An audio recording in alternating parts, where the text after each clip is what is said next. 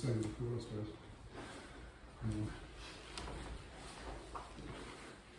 So just progressing from there, but I was finding it too, just being to get in. I think it's worse when you sort of jackknifes. I think it creates more space. The flatter you are, I think it's harder.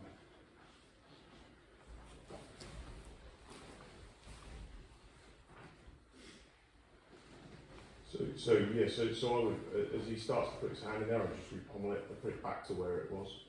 So do it again. Yeah, do it again.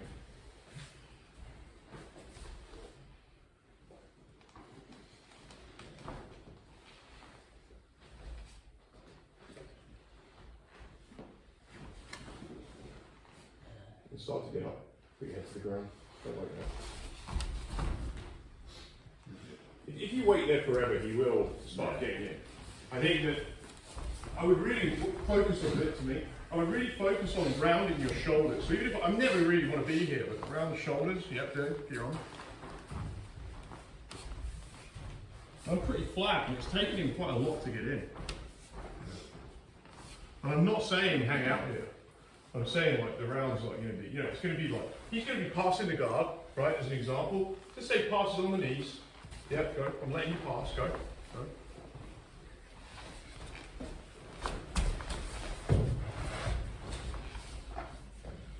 If I don't give him this, landing, you know, I'm denying him, you know, it's not like I talk about airplanes. If I don't give him that landing strip, he's got a big problem. I had a bit more success with the bottom arm rather than top arm. That's what you mean? I think it's to do with flatness again. I think if you get on the side of me, Yeah. kill it. So, using this leg to try and keep him flat as much as possible. Yeah. Threatening the neck as much as possible, and then getting to kind of the wrong place. You see this leg? Trying to this hand under here. Yeah. But I think if that comes to floor, I've been going underneath this way. Yeah. And that's been the only success. Yeah, so what I think there's something in this, but I think you've also got a bit of a problem here. So the problem you're going to have is you're here, right? You're here. Yeah. So the problem you've got is I can still get up to my knees. Yeah. And I don't want to wait there. It's like you blocked me one way, and because you don't. So what happened? Like what I was thinking there was I can turn into you. But what you say do was elevating this, which is good. And now I'm coming up this way. Yeah. Because you don't have that on the hook. So that would work, what you're doing would work really well if, as you're lifting here, you had this elbow inside my elbow. If you've got this somehow, now this is a real problem because now if I try and go this way, you can pull your elbow more and more into my armpit. And now I can't go that way. My ribs are getting stuck. Yeah. But look how much space I've had to cede here. I've had to give you that underhook to make that palatable. Yeah. Because if you don't have that underhook and my elbow's inside, well, it doesn't even matter whether I have an underhook. The point is you don't have one. Right. And so now when I feel you start going in that direction, it's like, okay, what's to stop me going in this direction? Well, nothing. And the other thing with it is once you'll get to a certain point with this, and then I can maybe go the other way as well. Because you just don't have that break. And the way I was stopping it was to threaten the neck as you came up. Yeah. But it's a transition thing. Yeah. It's not something you can hold.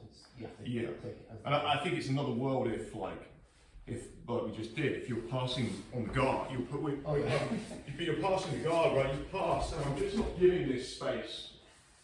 So you can have pretty much whatever you want, but you don't get this space. And so look, immediately, I can just start to pendulum.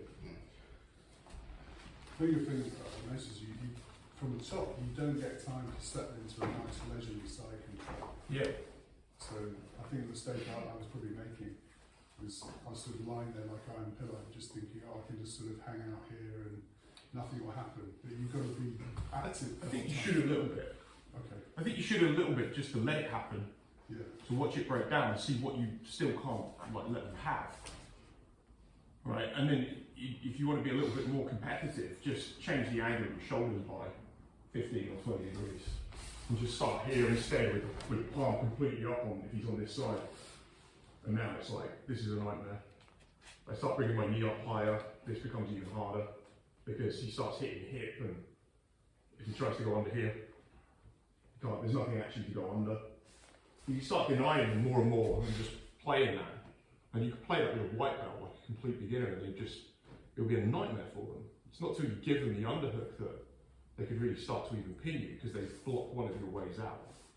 And that's what the underhook is. That's what the underhook space is all about, stopping you rotating one way and then creating a problem against it. Because you can't turn that way, you can only turn the other way. And then you stop and turn the other way. Triangle chokes and stuff like that, they start to die. So let's just get in your body, we'll just do it again. Let's go again. If you want to mix up and do a little bit from the back or something, or just try some other positions, but just don't give them the space from the iliac crest to the armpit.